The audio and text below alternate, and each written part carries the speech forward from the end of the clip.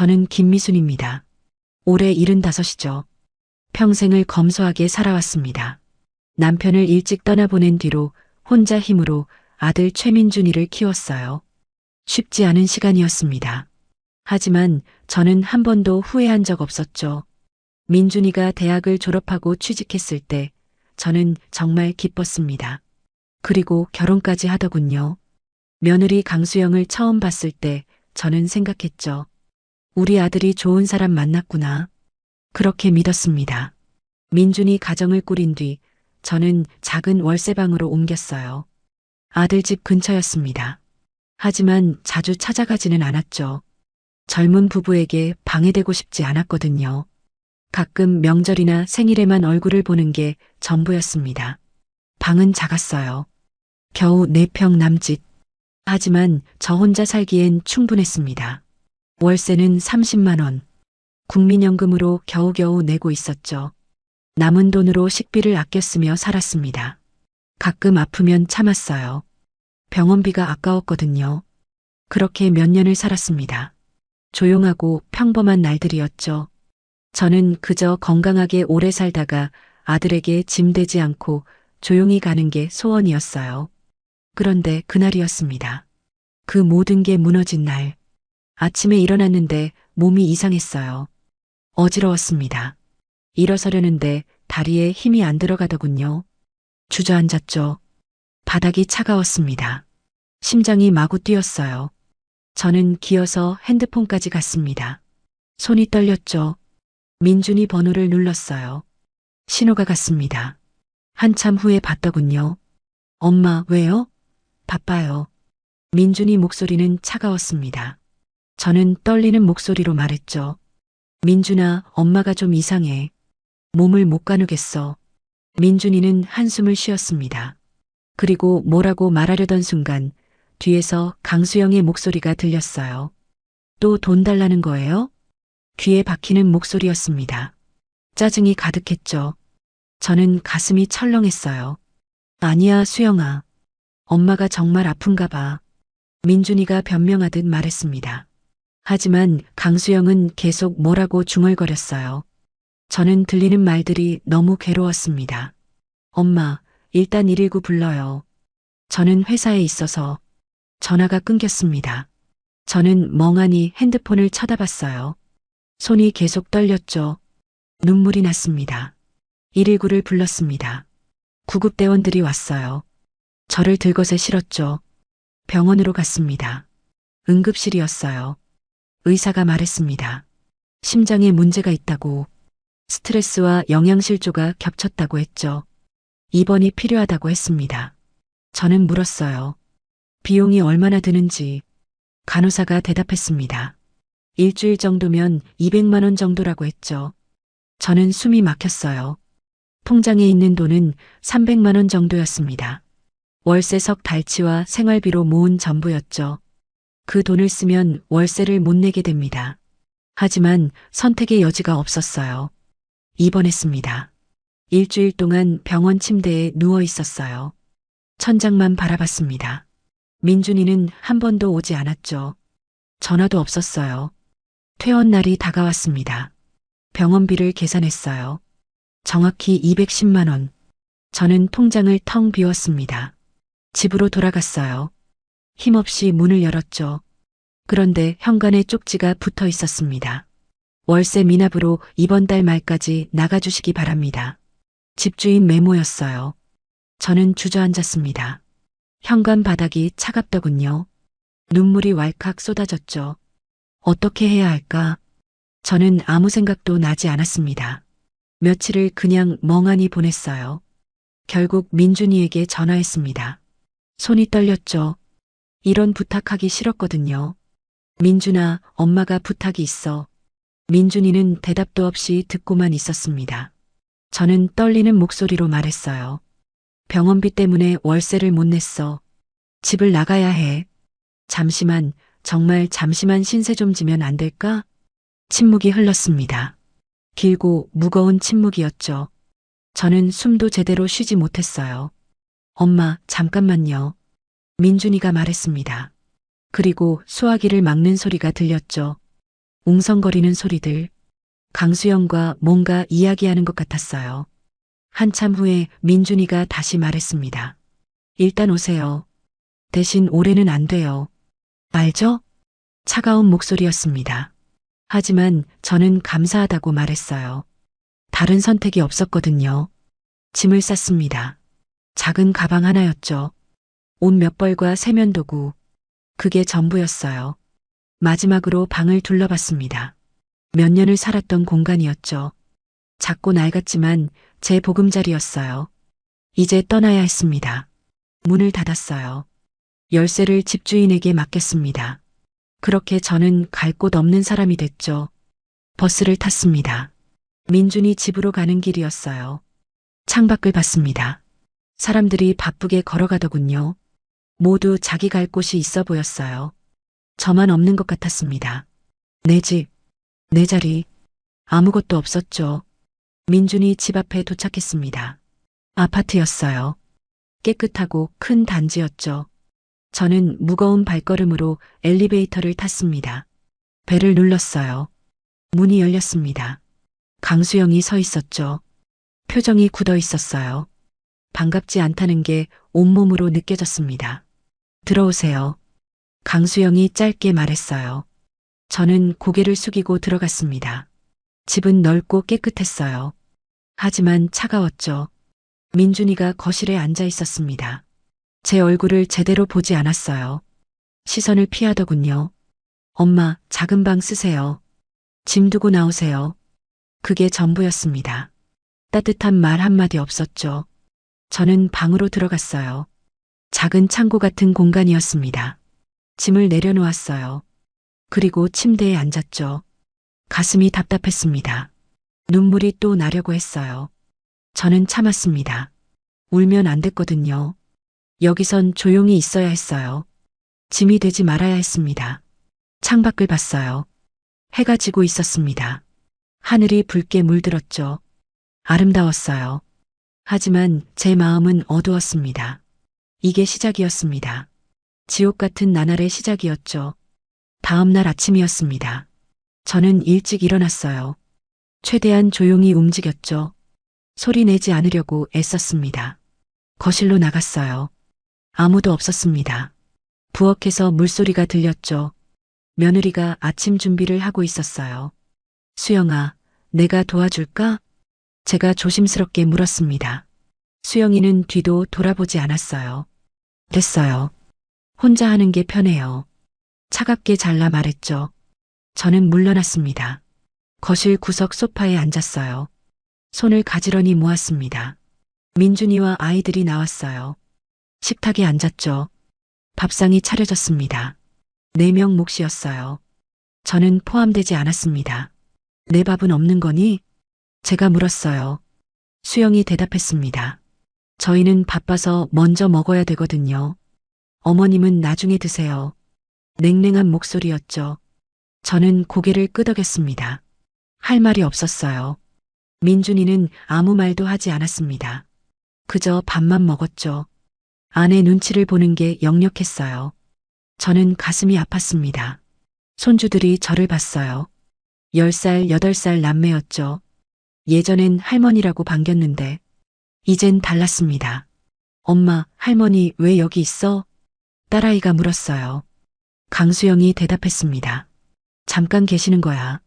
곧 가실 거니까 신경 쓰지 마. 잠깐. 곧 가실 거니까. 그 말들이 저를 찔렀습니다. 저는 투명인간 같았어요. 아이들은 밥을 먹고 학교 갈 준비를 했습니다. 손주가 제 옆을 지나갔어요. 그때 코를 찡긋했죠. 할머니 냄새가 나. 작게 중얼거렸습니다. 하지만 저는 들었어요. 또렷하게 들렸죠. 수영은 웃었습니다. 말리지도 않았어요. 민준이도 그냥 지나쳤습니다. 아무 말 없었죠. 저는 주먹을 꽉 쥐었어요. 손톱이 손바닥에 박혔습니다. 가족들이 모두 나갔어요. 집이 조용해졌습니다. 저만 남았죠. 부엌으로 갔어요. 밥상이 그대로 있었습니다. 설거지가 쌓여 있었죠. 저는 설거지를 시작했습니다. 뭐라도 해야 했거든요. 그릇을 닦으며 생각했어요. 내가 왜 이러고 있나? 내 아들 집에서 왜 이렇게 눈치를 봐야 하나? 하지만 답은 나오지 않았습니다. 점심때가 됐어요. 냉장고를 열어봤습니다. 반찬이 있었죠. 저는 조금만 덜어서 먹었어요. 밥 한 공기에 김치 몇 점. 그게 전부였습니다. 며칠이 그렇게 흘러갔어요. 똑같은 하루의 반복이었죠. 어느 날 저녁이었습니다. 가족들이 모여 저녁을 먹고 있었어요. 저도 식탁 끝에 앉았습니다. 수영이 밥을 푸더니 제 앞에 놓았죠. 밥그릇이 작았어요. 다른 사람들 절반 정도였습니다. 반찬도 적었죠. 어머님 드세요. 수영이 말했습니다. 웃고 있었어요. 하지만 그 눈은 차갑더군요. 저는 말없이 먹었습니다. 목으로 넘어가지 않았어요. 하지만 삼켰죠. 수영이 말했습니다. 요즘 물가가 정말 비싸요. 마트 갈 때마다 깜짝깜짝 놀라요. 민준이를 보며 한숨을 쉬었죠. 반찬 하나 만드는데도 돈이 얼마나 드는지 몰라요. 애들 학원비에 생활비에. 정말 빠듯해요. 저를 보는 것 같았습니다. 아니, 확실히 저를 보고 있었어요. 저는 숟가락을 놓았습니다. 내가 많이 부담이 되는구나. 제가 작게 말했어요. 강수영은 대답하지 않았습니다. 그저 시익 웃었죠. 민준이가 입을 열었어요. 엄마, 그게 아니라. 아니긴 뭐가 아니에요. 솔직하게 말하는 게 나아요. 수영이 말을 잘랐습니다. 남편을 향해 눈을 부라렸죠. 민준이는 입을 다물었어요. 저는 방으로 들어갔습니다. 더 이상 앉아 있을 수 없었거든요. 문을 닫았어요. 이불 속으로 파고들었습니다. 눈물이 났어요. 참을 수가 없었습니다. 베개에 얼굴을 묻고 울었죠. 소리 내지 않으려고 애썼어요. 일주일이 더 지났습니다. 상황은 나아지지 않았어요. 오히려 더 나빠졌죠. 며느리 수영은 노골적으로 불편함을 드러냈습니다. 제가 거실에 있으면 혀를 찼어요. 한숨을 쉬었죠. 눈을 굴렸습니다. 언제까지 계실 건가요? 어느 날 수영이 물었어요. 직설적이었습니다. 돌려 말하지도 않았죠. 나도 빨리 나가고 싶어. 하지만 당장은 갈 곳이 없어서 제가 말했습니다. 수영은 코웃음 쳤어요. 갈 곳이 없으면 만들어야죠. 구청에 가시든지 복지 혜택 알아보시든지 차갑게 말했습니다. 저는 할 말이 없었어요. 민준이가 퇴근하고 왔습니다. 수영은 바로 남편에게 달려갔죠. 여보, 우리 진지하게 얘기 좀 해요. 방으로 들어갔어요. 문이 닫혔습니다. 하지만 목소리는 들렸죠. 언제까지 이렇게 살 거예요? 시어머니 때문에 우리 가족이 숨을 못 쉬겠어요. 수영이 말했습니다. 민준이가 뭐라고 대답했어요. 잘 들리지 않았죠. 가진 것도 없으면서 왜 우리한테만 기대는 거예요? 다른 친척은 없어요? 수영의 목소리가 높아졌습니다. 저는 귀를 막았어요. 더 듣고 싶지 않았거든요. 그날 밤 민준이가 제 방에 왔습니다. 문을 노크했죠. 엄마, 들어가도 돼요? 들어오라고 했어요. 민준이가 들어왔습니다. 표정이 어두웠죠. 엄마, 혹시 요양원 알아보시는 게 어때요? 조심스럽게 말했습니다. 저는 민준이를 봤어요. 제 아들이었습니다. 제가 낳아서 키운 아들이었죠. 민준아, 엄마가 그렇게 짐이냐? 제가 물었어요. 민준이는 대답하지 못했습니다. 고개를 숙였죠. 짐은 아닌데. 우리도 형편이 어려워요. 애들도 있고, 수영이도 힘들어하고, 변명 같았습니다. 저는 웃었어요. 쓴웃음이었죠. 알겠다. 내가 알아볼게. 민준이는 안도하는 표정을 지었습니다. 그리고 나갔어요. 저는 혼자 남았죠. 창밖을 봤습니다. 밤하늘이었어요. 별이 보였습니다. 저 별들은 빛나고 있는데 저는 왜 이렇게 어두운가 생각했죠. 한 달이 됐습니다. 제가 이 집에 온 지 한 달이었어요. 지옥 같은 한 달이었죠. 수영은 더 이상 참지 않았습니다. 대놓고 말했어요. 요양원이라도 가시든지 구청에 도움 요청하세요. 저희는 더 이상 못 받으려요. 최후 통첩이었습니다. 저는 알았어요. 더 이상 여기 있을 수 없다는 걸. 짐을 쌌습니다. 왔을 때와 똑같이 작은 가방 하나였죠. 거울을 봤어요. 초췌한 얼굴이 비쳤습니다. 거실로 나갔습니다. 수영이 서 있었어요. 팔짱을 끼고 있었죠. 민준이는 소파에 앉아 고개를 숙이고 있었습니다. 나갈게. 제가 말했어요. 수영은 아무 말도 하지 않았습니다. 민준이는 고개조차 들지 못했죠. 현관문을 열었어요. 나갔습니다. 뒤돌아봤어요. 창문 너머로 수영이 보였습니다. 안도하는 표정이었죠. 문이 닫혔습니다. 저는 복도에 서 있었어요. 갈 곳이 없었습니다. 또다시 갈 곳이 없었죠. 엘리베이터를 탔어요. 거울에 제 모습이 비쳤습니다. 늙고 초라한 할머니였죠. 눈물이 흘렀어요. 이번엔 참을 수 없었습니다. 아파트 밖으로 나왔습니다. 차가운 바람이 불었어요. 가을이었죠. 하늘은 맑았습니다. 하지만 제 마음은 흐렸어요. 가방을 들고 걸었습니다. 어디로 가야 할까? 생각이 나지 않았어요. 발걸음만 옮겼죠. 버스 정류장에 앉았습니다. 사람들이 지나갔어요. 모두 바빠 보였죠. 저만 멈춰 있는 것 같았습니다. 핸드폰을 꺼냈어요. 통화 목록을 봤습니다. 민준이 번호밖에 없었죠. 친구들 번호도 있었지만 오래됐어요. 연락한 지 몇 년이 됐는지 모르겠더군요. 그때 한 사람이 떠올랐습니다. 박영희, 제 오랜 친구였어요. 젊었을 때부터 알던 사이였죠. 하지만 제가 힘들 때 연락하는 게 미안했습니다. 손가락이 떨렸어요. 번호를 눌렀습니다. 신호가 갔죠. 세 번째 신호음에 받았어요. 여보세요? 영희 목소리였습니다. 반가웠어요. 저는 말을 꺼냈습니다. 영희야, 나 미순이야. 어머, 미순이 언니? 오랜만이네. 어쩐 일이야? 밝은 목소리였죠. 저는 울컥했습니다. 말이 나오지 않았어요. 언니, 왜 그래? 무슨 일 있어? 영희가 걱정하는 목소리로 물었습니다. 저는 겨우 입을 열었어요.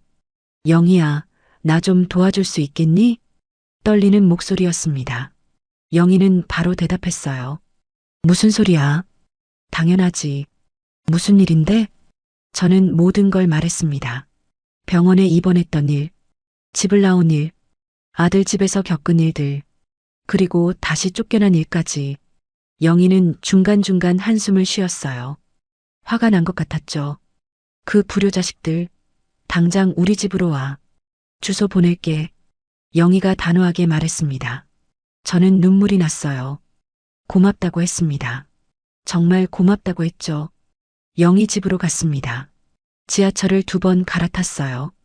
1시간 넘게 걸렸죠. 영희가 문을 열었습니다. 예전 그대로였어요. 조금 나이 들었지만 여전히 따뜻한 미소를 지었죠. 언니, 어서 와. 영희가 안아줬습니다. 저는 그 품에서 울었어요. 참았던 눈물이 쏟아졌죠. 영희는 등을 토닥였습니다. 괜찮아. 이제 괜찮아.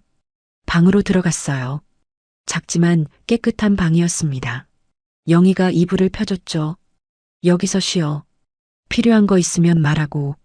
영희가 말했습니다. 저는 고개를 끄덕였어요. 말이 나오지 않았거든요. 침대에 누웠습니다. 천장을 봤어요. 눈물이 계속 흘렀죠. 멈출 수가 없었습니다. 저녁이 됐어요. 영희가 밥을 차렸습니다. 식탁에 앉았죠. 언니 많이 먹어. 살도 많이 빠진 것 같아. 영희가 밥을 푸며 말했어요. 제 그릇에 가득 담았습니다. 반찬도 많이 놓았죠. 저는 먹었습니다. 따뜻한 밥이었어요. 눈물이 또 났죠. 영희가 물었어요. 왜 울어? 밥이 맛없어? 아니야. 너무 고마워서. 제가 말했습니다. 영희는 웃었어요. 우리 사이에 고맙긴. 언니, 이제 그만 울어. 밥이라도 제대로 먹어야지. 저는 눈물을 닦았습니다. 밥을 먹었어요. 한참 만에 제대로 된 식사였죠. 며칠이 지났습니다. 영희 집에서 지냈어요. 영희는 저를 잘 챙겨줬습니다. 하지만 저는 편할 수가 없었어요. 남의 집이었거든요.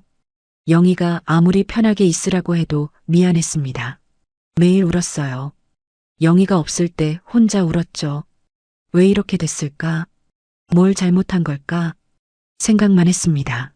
어느 날 영희가 말했어요. 언니, 이제 그만 울어. 세상이 다 끝난 건 아니잖아. 하지만 난 갈 곳도 없고 돈도 없어. 나 같은 늙은이가 뭘 할 수 있겠어. 제가 말했습니다. 영희는 제 손을 잡았어요. 언니는 아직 건강해. 할 수 있는 게 있어. 포기하지 마. 위로였습니다. 하지만 저는 믿을 수 없었어요. 아무것도 할 수 없을 것 같았거든요. 일주일이 지났습니다. 저는 계속 영희 집에 있었어요. 미안했지만 다른 방법이 없었죠. 영희는 불평하지 않았습니다. 하지만 저는 알았어요. 부담이 될 수 있다는 걸. 어느 날 아침이었습니다. 우편함을 확인하던 영희가 우편 하나를 들고 왔어요. 언니 앞으로 온 것 같은데? 제 이름이 적혀 있었습니다. 발신인은 법무법인 정우. 저는 어리둥절했어요. 제가 여기 있는 줄 어떻게 알고 이곳으로 도착했는지 의아했습니다. 법무법인? 나한테 무슨 일로? 편지를 뜯었습니다. 내용을 읽었어요. 그리고 멈췄죠. 김재철 씨의 유언장이 발견됐다고 했습니다. 제 오빠였어요. 10년 전에 돌아가셨죠. 유언장에 제 이름이 있다고 했습니다. 방문해달라고 했어요. 저는 손이 떨렸습니다. 언니, 무슨 내용이야? 영희가 물었어요. 저는 우편을 보여줬습니다. 영희가 읽었죠. 오빠가 뭔가 남긴 거 아니야? 어서 가봐. 영희가 말했습니다. 저는 고개를 끄덕였어요. 하지만 불안했죠. 오빠는 평생 독신으로 사셨습니다. 사업을 했어요. 작은 공장을 운영했죠. 하지만 제가 아는 한 특별한 재산은 없었습니다. 돌아가실 때도 조촐한 장례식이었어요. 저는 오빠가 뭘 남기셨을지 상상이 안 됐습니다. 다음 날 법무법인을 찾아갔어요. 서울 시내였습니다. 큰 빌딩이었죠. 떨리는 마음으로 들어갔습니다. 안내 데스크에 말했어요. 김미순입니다. 편지를 받고 왔어요. 직원이 확인하고 안내했습니다. 엘리베이터를 탔어요. 15층이었죠.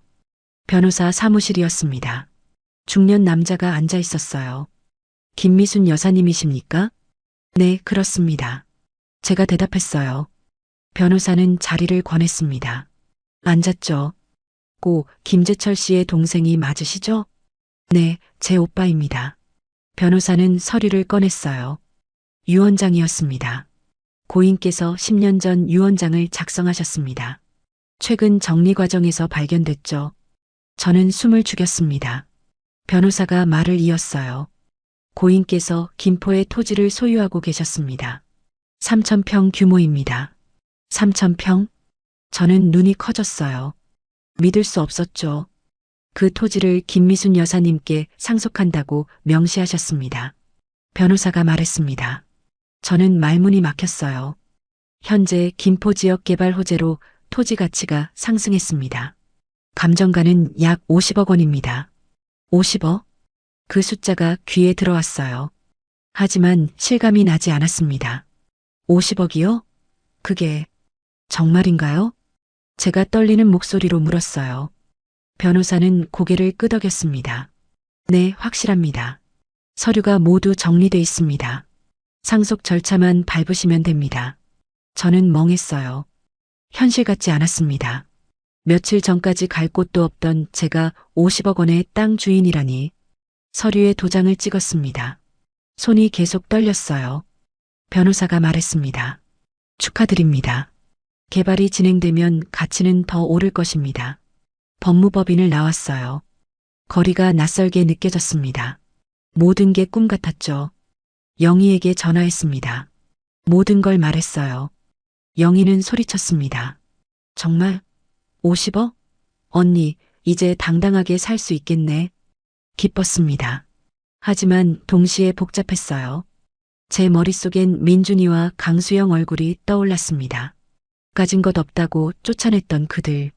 냉정하게 대했던 그들. 이제 알게 되면 어떻게 나올까?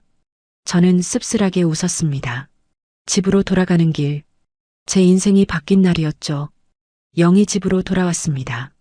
문을 열자 영희가 달려왔어요. 언니, 어떻게 된 거야? 자세히 말해봐. 영희가 제 손을 잡았습니다. 눈이 반짝였죠. 저는 소파에 앉았어요. 오빠가 김포에 땅을 갖고 계셨대. 3,000평이나. 말하면서도 믿기지 않았습니다. 영희는 입을 벌렸어요. 3,000평이면 엄청난 건데? 그래서 얼마래? 50억이래. 지금 시세로. 제가 말했습니다. 영희는 주저앉았어요. 50억? 세상에. 언니 대박이잖아. 기뻐했습니다. 저보다 더 좋아하는 것 같았어요. 저는 웃었습니다. 하지만 마음 한구석이 무거웠죠. 근데 왜 안 기뻐 보여? 영희가 물었어요. 저는 한숨을 쉬었습니다. 오빠가 왜 말 안 했을까? 살아계실 때 한마디만 했어도 오빠 나름대로 이유가 있었겠지. 유언장에 뭐라고 써 있었어? 영희가 물었습니다. 저는 가방에서 서류 사본을 꺼냈어요. 읽어봤죠.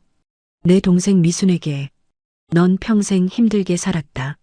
혼자서 아들 키우느라 고생했지. 이 땅은 내가 받아야 한다. 편하게 살아라. 오빠 글씨였습니다. 떨리는 글씨였어요. 돌아가시기 직전에 쓰신 것 같았죠. 눈물이 났습니다. 오빠 생각이 났어요. 저를 항상 챙겨주시던 오빠. 돌아가신 지 10년이나 됐는데 이렇게 챙겨주시다니. 오빠. 중얼거렸습니다. 영희가 제 등을 토닥였어요. 좋은 오빠셨네. 언니 생각하는 마음이 느껴져. 그날 밤 잠이 오지 않았습니다. 침대에 누워 생각했어요. 앞으로 어떻게 해야 할까? 50억이라는 돈. 상상도 못한 금액이었습니다. 평생 월세 걱정하며 살았는데 이제는 걱정 없이 살 수 있겠죠. 하지만 마음이 편하지 않았어요. 민준이 얼굴이 떠올랐습니다. 수영이도 보였죠. 가진 것 없다고 했던 말들. 요양원 가라던 말들. 냉정하게 쫓아냈던 순간들. 저는 이를 악물었습니다. 화가 났어요. 그동안 참았던 분노가 올라왔죠. 다음 날 아침이었습니다. 영희가 아침을 차려줬어요. 식탁에 앉았습니다. 언니, 이제 뭐 할 거야? 영희가 물었어요. 저는 대답했습니다. 일단 조용히 지낼 거야. 생각 좀 하고 싶어? 민준이한테는 말 안 할 거야? 영희가 조심스럽게 물었습니다. 저는 고개를 저었어요. 아직은 아니야. 영희는 고개를 끄덕였습니다. 더 묻지 않았죠. 며칠이 흘렀어요. 저는 영희 집에서 조용히 지냈습니다. 밖에 나가지 않았어요. 생각만 했죠. 어느 날 영희가 말했습니다. 언니, 너무 집에만 있지 마. 산책이라도 하자. 영희와 함께 동네를 걸었어요. 가을 햇살이 따뜻했습니다. 낙엽이 떨어지고 있었죠. 언니, 솔직히 말해봐. 민준이한테 화나지? 영희가 물었습니다. 저는 멈춰섰어요. 화가 나. 많이 나. 당연하지. 나도 화나는걸. 어떻게 친엄마한테 그럴 수가 있어. 영희가 분개했습니다. 저는 한숨을 쉬었어요. 내가 뭘 잘못한 걸까? 계속 생각해. 언니 잘못 없어. 민준이가 잘못한 거지. 영희가 단호하게 말했습니다. 저는 고개를 끄덕였어요. 하지만 마음은 복잡했습니다. 일주일이 더 지났습니다. 저는 점점 마음을 정리했어요. 결심이 섰죠. 민준이에게 알리지 않기로 했습니다. 적어도 당분간은요. 제가 어떻게 사는지 지켜보고 싶었어요. 그리고 제 삶을 정리하기로 했습니다.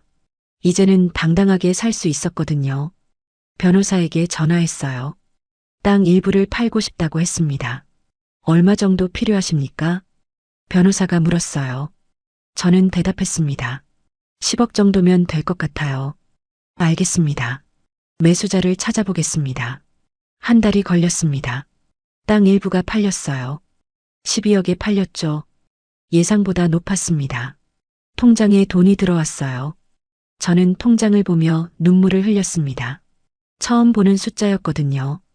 영희에게 말했습니다. 영희야, 고마워. 내가 아니었으면 어떻게 됐을지 몰라. 무슨 소리야? 당연한 거지. 영희가 웃었어요. 저는 영희 손을 잡았습니다. 내가 보답할게. 꼭. 보답은 무슨. 언니가 행복하게 사는 게 보답이야.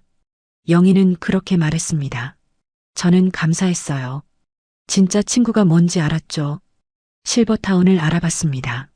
서울 근교에 좋은 곳이 있었어요. 깨끗하고 시설도 좋았죠. 직접 가봤습니다. 방도 넓고 쾌적했어요. 직원들도 친절했습니다. 계약했어요. 입주 날짜를 잡았습니다. 한 달 뒤였죠. 영희에게 말했습니다. 영희야, 나 실버타운 들어가기로 했어. 그래, 어디? 영희가 물었어요. 저는 팸플릿을 보여줬습니다. 영희가 봤죠. 여기 좋네. 언니한테 딱 맞는 곳 같아. 그치? 나도 그렇게 생각해. 저는 웃었습니다. 오랜만에 진심으로 웃었어요. 남은 한 달 동안 준비했습니다. 필요한 것들을 샀어요. 옷도 샀죠. 몇 년 만에 새 옷이었습니다. 거울을 봤어요. 낯선 제 모습이 보였습니다. 조금 달라 보였죠. 표정이 밝아진 것 같았어요. 영희가 말했습니다. 언니, 얼굴이 환해졌어. 이제 좀 사는 것 같네. 그치? 나도 그런 것 같아. 저는 웃었습니다. 정말 살아있다는 느낌이었어요. 입주일이 다가왔습니다. 짐을 쌌어요. 이번엔 큰 가방이었습니다. 작은 가방 하나가 아니었죠. 영희가 배웅해줬습니다. 택시를 불렀어요. 언니, 자주 연락해. 보러 갈게. 그래. 언제든 놀러와. 저는 영희를 안았습니다. 꼭 안았어요. 영희도 저를 안았죠. 언니, 행복해야 돼. 그럴게. 정말 고마워. 택시에 탔습니다. 손을 흔들었어요. 영희도 흔들었죠. 차가 출발했습니다. 창밖을 봤어요. 새로운 시작이었습니다. 진짜 제 삶의 시작이었죠. 실버타운에 도착했습니다. 직원이 반갑게 맞아줬어요. 방으로 안내받았습니다. 넓고 깨끗한 방이었어요. 창문도 컸죠. 햇빛이 가득 들어왔습니다. 짐을 풀었습니다. 옷장에 옷을 넣었어요. 책상 위에 사진을 놓았습니다. 오빠 사진이었죠. 오빠 고마워요. 덕분에 이렇게 살게 됐어요. 중얼거렸습니다. 눈물이 났어요. 하지만 슬픈 눈물은 아니었습니다. 창밖을 봤어요. 하늘이 파랗더군요. 구름이 흘러가고 있었습니다. 저도 이제 흘러가야겠다고 생각했죠. 과거는 과거였습니다. 이제는 미래를 봐야 했어요. 제 미래를 말이죠. 침대에 앉았습니다. 편안했어요. 오랜만에 느끼는 평화였습니다. 저는 웃었어요. 정말로 웃었습니다. 행복했거든요. 실버타운에서의 첫날 밤이었습니다. 편안한 침대에 누웠어요. 천장이 높았죠. 숨쉬기가 편했습니다. 이곳 생활이 시작됐어요. 규칙적이었습니다. 아침 7시에 식당에서 아침을 먹었죠. 음식이 맛있었어요. 영양사가 따로 있었습니다. 다른 어르신들도 만났어요. 인사를 나눴죠. 모두 친절했습니다. 처음 오셨어요? 한 할머니가 물었어요. 저보다 나이가 좀 더 많아 보였습니다. 네, 어제 입주했어요. 여기 좋아요. 편하게 지내세요. 할머니가 웃었습니다. 저도 웃었어요. 오후엔 산책을 했습니다. 정원이 넓었어요. 꽃들이 피어 있었죠. 벤치에 앉아 쉬었습니다. 핸드폰을 봤어요. 민준이에게서 연락은 없었습니다. 예상했던 일이었죠. 화면을 껐어요. 일주일이 지났습니다. 저는 이곳 생활에 적응했어요. 아침마다 요가 수업이 있었습니다. 참여했죠. 몸이 가벼워지는 느낌이었어요. 오후엔 서예 교실에 갔습니다. 붓을 잡았어요. 먹물을 찍었죠. 글씨를 썼습니다. 마음이 차분해졌어요. 저녁엔 다른 어르신들과 차를 마셨습니다. 이야기를 나눴죠. 웃음이 많았어요. 김 여사님은 자녀분이 어떻게 돼요? 한 할아버지가 물었습니다. 저는 잠시 멈췄어요. 아들이 하나 있어요. 자주 오시나요? 아니요, 바쁘더라고요. 짧게 대답했습니다. 더 말하고 싶지 않았거든요.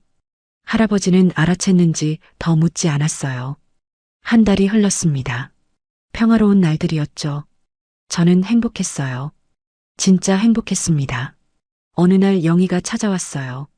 반가웠습니다. 언니, 완전 좋아 보여. 영희가 소리쳤어요. 저를 안았죠. 그래, 나도 좋아. 정원을 함께 걸었습니다. 영희가 물었어요.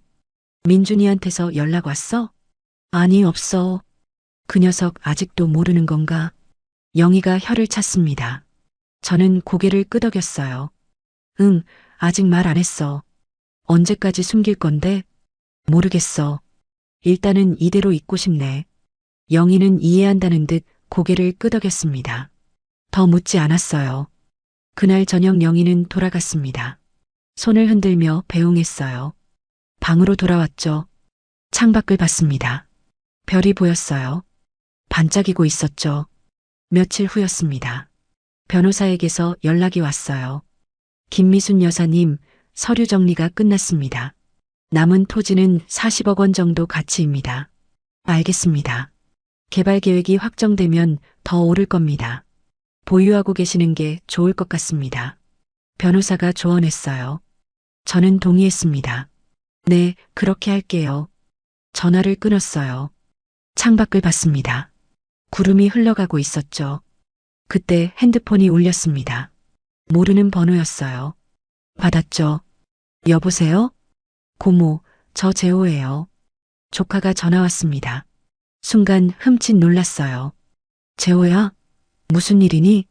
고모, 큰일 났어요. 친척들이 다 알았어요. 가슴이 철렁했습니다. 무슨 소리인지 알았어요. 뭘 알았다는 거니? 고모가 김포 땅 상속받은 거요. 50억짜리. 역시나였습니다. 저는 한숨을 쉬었어요. 누가 말했어? 법무법인에서 친척 확인하는 과정에서 알려진 것 같아요. 지금 친척들 사이에 난리예요. 재호가 말했습니다. 저는 눈을 감았어요. 민준이도 알아? 네, 민준이 형도 알았어요. 아까 저한테 전화했어요. 고모 전화번호 알려달라고. 알겠어. 고마워. 전화를 끊었습니다. 손이 떨렸어요. 드디어 왔구나. 생각했죠. 핸드폰이 다시 울렸습니다. 민준이었어요. 번호를 받습니다. 받지 않았죠. 계속 울렸어요. 한 번, 두 번, 세 번. 받지 않았습니다. 문자가 왔어요. 확인했습니다. 엄마, 전화 좀 받아주세요. 할 말이 있어요. 지웠습니다. 답장하지 않았어요. 밤이 됐습니다. 잠이 오지 않았어요. 침대에 누워 천장을 봤습니다. 민준이가 이제 알았습니다. 제가 50억 땅의 주인이라는 걸. 어떻게 나올까 뻔했죠. 다음 날 아침이었습니다. 전화가 또 왔어요. 민준이었습니다. 이번엔 받았어요. 엄마. 민준이 목소리가 다급했습니다. 저는 조용히 대답했어요. 왜 그러니? 엄마, 왜 말 안 하셨어요? 김포 땅 상속받은 거. 말할 필요 없었어. 차갑게 말했습니다. 민준이가 당황하는 게 느껴졌어요. 엄마, 지금 어디 계세요? 가서 얘기하고 싶어요. 올 필요 없어. 엄마, 제발. 할 말이 있어요. 민준이가 애원했습니다. 저는 전화를 끊었어요. 문자가 또 왔습니다. 여러 개였죠. 모두 민준이었어요. 엄마, 미안해요. 제가 잘못했어요. 엄마, 전화 좀 받아주세요. 엄마, 수영이도 반성하고 있어요. 읽지 않았습니다. 핸드폰을 내려놨어요. 오후였습니다. 실버타운 로비에서 책을 읽고 있었어요. 직원이 왔습니다. 김미순 여사님, 아드님이 오셨다고 하시는데요. 민준이었습니다. 여기까지 왔구나. 생각했죠. 안 만나요. 하지만 로비에서 기다리시겠다고. 그래도 안 만나요. 돌려보내주세요. 단호하게 말했습니다. 직원은 난처한 표정을 지었어요. 하지만 고개를 끄덕였죠. 창밖을 봤습니다. 민준이가 나가는 게 보였어요. 어깨가 축 처져 있었습니다. 마음이 아팠어요. 하지만 흔들리지 않았습니다. 제 아들이었지만 용서할 수 없었거든요. 그날 밤 강수영에게서 전화가 왔습니다. 받지 않았어요. 문자도 왔죠. 어머님, 저희가 정말 잘못했어요. 용서해 주세요.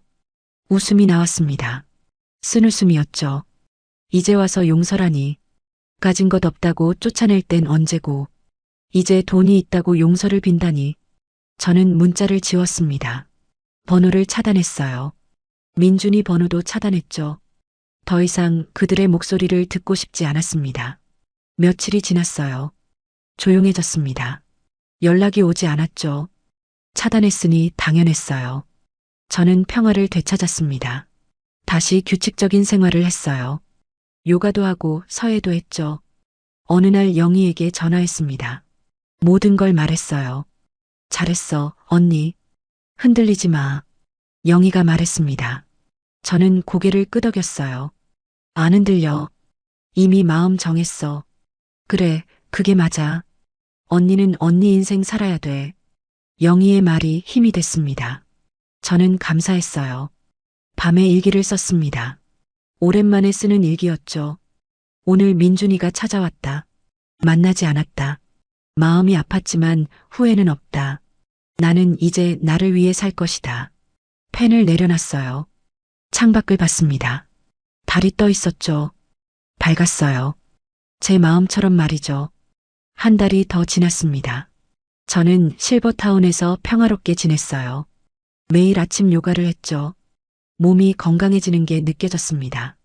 다른 어르신들과도 친해졌어요. 함께 산책하고 차를 마셨죠. 웃음이 많았습니다. 민준이 생각은 가끔 났어요.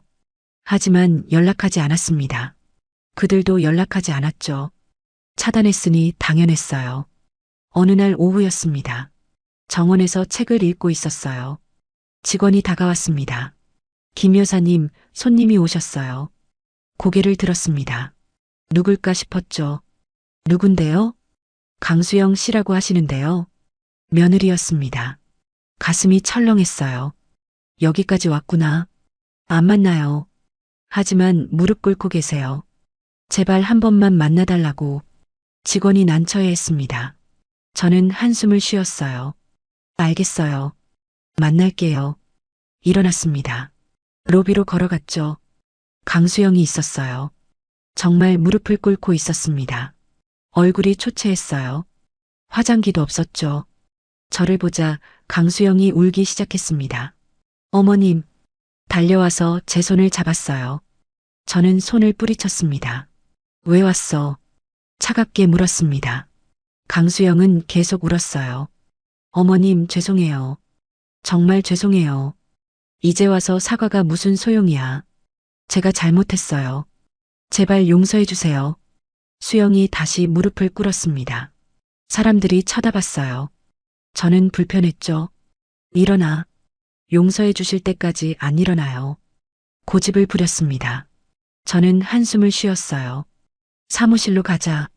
직원에게 부탁해서 상담실을 빌렸습니다. 수영을 데리고 들어갔어요.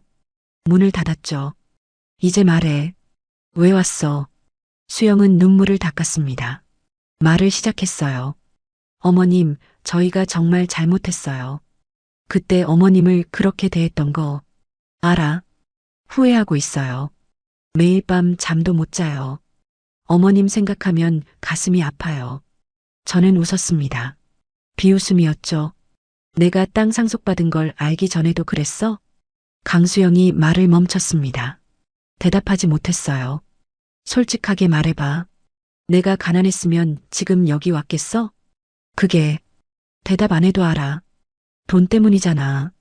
50억 때문에 온 거잖아. 강수영의 얼굴이 빨개졌습니다. 부인하지 못했어요. 처음엔 그랬어요. 인정해요. 하지만 지금은 진심이에요. 진심? 저는 코웃음 쳤습니다. 가진 것 없다고 쫓아낼 땐 언제고. 이제 와서 진심이라고? 정말이에요. 어머님 없이 지내보니까 알았어요. 제가 얼마나 잘못했는지. 수영이 또 울었습니다. 저는 차갑게 쳐다봤어요. 넌 아직도 모르는구나. 뭐려? 내가 화난 게 돈 때문이 아니야. 너희가 날 사람으로 안 봤잖아. 강수영이 고개를 숙였습니다. 밥 먹을 때마다 눈치 줬지. 반찬값 아깝다고 했지. 손주들이 날 냄새 난다고 해도 말리지 않았지. 죄송해요. 미안하다고 다야? 그 상처가 얼마나 깊은지 알아?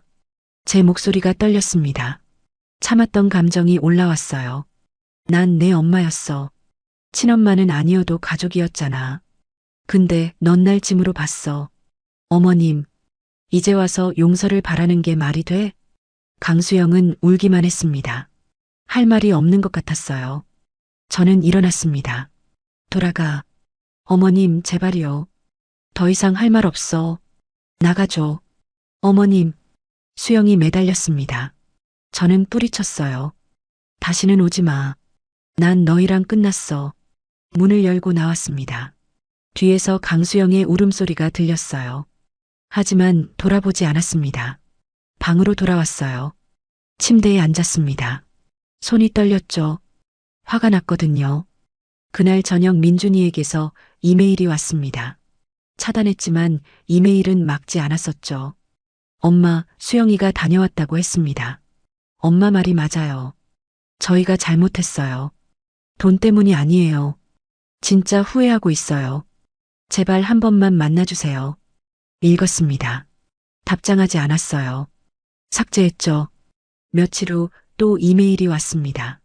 엄마, 저 민준이에요. 매일 후회하며 살고 있어요. 친척들이 저희를 손가락질해요. 불효자라고 해요. 맞아요. 저 불효자 맞아요. 엄마한테 용서받을 자격도 없어요. 하지만 엄마 목소리라도 듣고 싶어요. 읽으면서 눈물이 났습니다. 제 아들이었거든요. 아팠어요. 하지만 용서할 순 없었습니다. 삭제했어요. 답장하지 않았죠. 일주일 후 영희가 왔습니다. 심각한 표정이었어요. 언니 들었어? 뭘? 민준이네 집안이 완전히 망가졌대. 무슨 소리야? 영희가 말했습니다. 친척들한테 완전히 찍혔어. 명절 모임에도 안 부른대. 불효자식이라고 소문났거든. 그래. 저는 담담하게 대답했어요. 영희가 물었습니다. 괜찮아? 아프지? 하지만 본인들이 자초한 일이니까. 그건 그래. 영희는 고개를 끄덕였습니다. 수영이네 엄마도 알았대. 며느리가 시어머니 쫓아냈다고. 완전히 혼났다더라. 잘 됐네. 쓴웃음이 나왔습니다. 민준이 회사 생활도 힘들대. 상사가 알았거든. 불효자라는 게 자업자득이야. 차갑게 말했습니다. 영희는 제 손을 잡았어요. 언니, 후회 안 해? 안 해. 조금도. 거짓말이었습니다. 마음 한구석이 아팠거든요. 하지만 흔들리고 싶지 않았어요. 한 달이 더 지났습니다. 명절이 다가왔어요. 추석이었죠. 민준이에게서 마지막 이메일이 왔습니다. 엄마, 추석이에요. 성묘라도 같이 갈 수 있을까요? 아빠 산소 앞에서 엄마한테 빌고 싶어요. 제발이요. 읽었습니다. 오래 생각했어요. 남편 산소, 거기서 민준이를 만난다면. 아니, 고개를 저었습니다. 안 돼. 그들에게 기회를 주면 안 돼. 삭제했습니다. 추석날 혼자 지냈어요. 실버타운 식당에서 송편을 먹었습니다. 다른 어르신들과 이야기를 나눴죠. 가족들은 안 오세요? 누군가 물었어요. 저는 웃었습니다. 바쁘대요. 거짓말이었습니다. 하지만 다들 그러려니 했어요. 방으로 돌아왔습니다. 창밖을 봤어요. 보름달이 떠 있었습니다. 밝았죠. 남편 생각이 났어요. 그리고 어렸을 때 민준이가 떠올랐습니다. 제 손을 잡고 웃던 아들, 엄마라고 부르던 아들, 눈물이 났습니다. 참을 수 없었어요. 하지만 돌아갈 순 없었습니다. 그들이 저를 어떻게 대했는지 잊을 수 없었거든요. 휴지로 눈물을 닦았습니다. 깊게 숨을 쉬었어요. 괜찮아. 혼자여도 괜찮아. 저는 스스로에게 말했습니다. 이제 저는 제 인생을 살 거예요.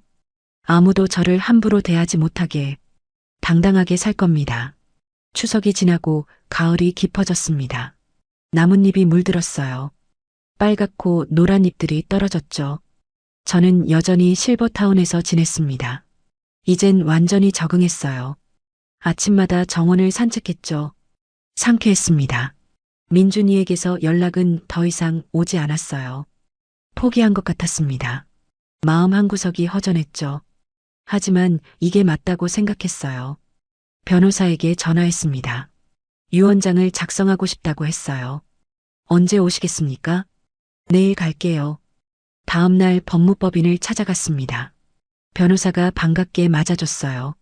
어떻게 작성하고 싶으신가요? 남은 재산 전부를 사회복지단체에 기부하고 싶어요. 변호사가 놀란 표를 지었습니다. 전부요? 가족분들은요? 가족은 없어요. 짧게 말했습니다. 변호사는 더 묻지 않았어요. 서류를 작성했습니다. 김포 땅과 남은 현금 모두 사회복지단체로 가게 했죠. 아동복지센터와 노인복지관이었습니다. 도장을 찍었어요. 손이 떨리지 않았습니다. 확신이 있었거든요. 잘 보관해 주세요. 그러겠습니다. 법무법인을 나왔어요. 가벼운 마음이었습니다. 이제 걱정이 없었죠. 실버타운으로 돌아오는 길이었습니다. 택시 창밖을 봤어요. 사람들이 바삐 걸어갔죠. 모두 살아가고 있었습니다. 저처럼요. 일주일 후 영희가 또 찾아왔습니다. 손에 과일 바구니를 들고 있었어요. 언니, 안색이 완전 좋아졌네. 영희가 웃으며 말했습니다. 저도 웃었어요. 여기 생활이 좋아. 매일 규칙적으로 살거든. 정원을 함께 걸었습니다. 단풍이 아름다웠어요. 언니, 유언장 썼다며? 영희가 조심스럽게 물었습니다. 누가 말했나 싶었죠. 응, 썼어. 민준이한테 한 푼도 안 남긴다고? 그래. 영희는 잠시 말이 없었습니다. 그러다 말했어요. 잘한 것 같아. 언니 마음이 그렇다면. 고마워. 내가 이해해줘서 언니가 행복하면 됐어. 그게 제일 중요한 거야. 영희의 말이 가슴을 따뜻하게 했습니다. 저녁을 함께 먹었어요. 실버타운 식당이었죠. 음식이 맛있었습니다. 여기 음식 정말 좋네. 집에서 이렇게 못 먹어. 영희가 감탄했어요. 저는 웃었습니다. 그치? 영양사가 관리해줘서 그래. 영희가 돌아간 후 방으로 들어왔습니다. 창밖을 봤어요. 달이 떠올랐죠. 핸드폰을 켰습니다. 차단했던 민준이 번호를 봤어요. 손가락이 그 위에 멈췄죠. 불까? 잠시 생각했습니다. 아니, 고개를 저었어요. 아직은 아니야. 핸드폰을 내려놨습니다. 겨울이 왔어요. 눈이 내렸습니다. 정원이 하얗게 변했죠. 크리스마스가 다가왔습니다. 실버타운에서 파티를 열었어요. 다 같이 캐럴을 불렀죠. 저는 그 자리에 앉아 있었습니다. 주변을 봤어요. 모두 웃고 있었습니다. 저도 웃었어요. 행복했습니다. 진짜 행복했어요. 가족이 없어도 괜찮았습니다. 혼자여도 행복할 수 있었거든요. 새해가 밝았습니다. 올해는 76이 됐어요. 또 한 살을 먹었죠. 생일날이었습니다. 영희가 케이크를 들고 왔어요. 언니 생일 축하해. 촛불을 켰습니다. 76개는 아니고 작은 초 몇 개였죠. 저는 웃었어요. 소원 빌어. 영희가 말했습니다. 저는 눈을 감았어요. 소원을 빌었죠. 건강하게 오래 살게 해주세요. 그리고 민준이도 행복하게 해주세요. 촛불을 껐습니다. 영희가 박수를 쳤어요. 무슨 소원 빌었어? 비밀이야. 웃으며 대답했습니다. 케이크를 먹었어요. 달콤했습니다. 차를 마셨죠. 영희는 웃었습니다. 저도 웃었어요. 가을이 다시 왔어요. 1년이 지났습니다. 여기 온 지 1년이었죠. 변호사에게서 연락이 왔습니다. 김 여사님, 김포 땅 개발이 확정됐습니다. 가치가 60억까지 올랐어요. 그래요? 담담하게 대답했습니다. 이미 마음 정리가 됐거든요. 팔 생각은 없으세요? 아니요. 그대로 둘 거예요. 어차피 제가 죽으면 기부할 거니까요. 알겠습니다. 전화를 끊었어요. 창밖을 봤습니다. 단풍이 또 물들었죠. 1년 전 이맘때 저는 아들 집에서 쫓겨났었습니다. 갈 곳도 없었죠. 처참했어요. 하지만 지금은 달랐습니다. 제 공간이 있었어요. 친구들도 있었죠. 평화가 있었습니다. 민준이 생각이 났습니다. 어떻게 지내고 있을까? 후회하고 있을까? 아니면 잊었을까? 알 수 없었어요. 하지만 괜찮았습니다. 저는 제 길을 가고 있었거든요. 저녁이 됐어요. 식당에서 밥을 먹었습니다. 1년간 친해진 박할아버지가 옆에 앉았어요. 오늘 기분 좋아 보이시네요. 네, 좋아요. 무슨 좋은 일 있었어요? 아니요. 그냥 살아있다는 게 좋아요. 박할아버지가 웃었습니다. 저도 웃었어요. 밤이 됐습니다. 방으로 돌아왔어요. 침대에 누워 천장을 봤습니다. 행복했습니다. 진심으로요. 가족이 없어도, 아들이 곁에 없어도 저는 행복했어요. 효도는 조건이 아니었습니다. 돈이 있을 때만 하는 게 아니었죠. 마음에서 우러나와야 하는 거였어요. 그걸 너무 늦게 깨달은 민준이가 안타까웠습니다. 하지만 제 인생은 계속됐어요. 눈을 감았습니다. 편안했어요. 내일도 좋은 하루가 될 거였습니다. 저는 이제 제 인생의 주인공이었으니까요.